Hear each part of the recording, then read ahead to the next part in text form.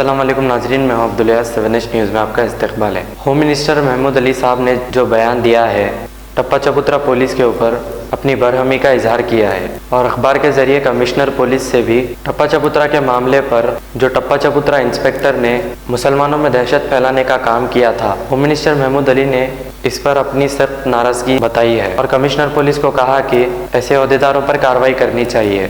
महमूद अली साहब का यह बयान काबिल सताइश है।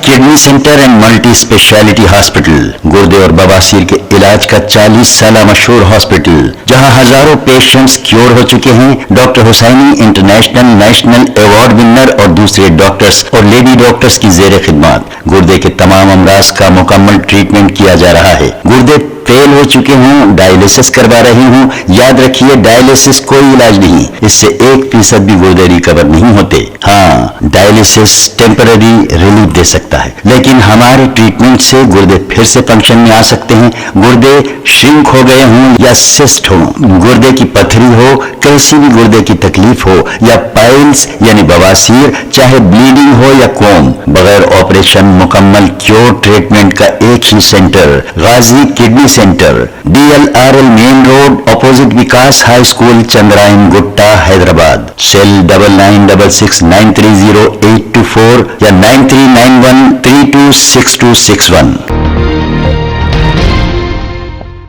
खबर है शहर की।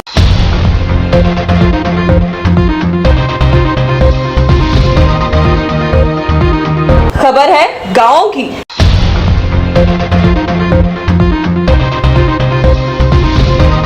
खबर है सारी दुनिया की।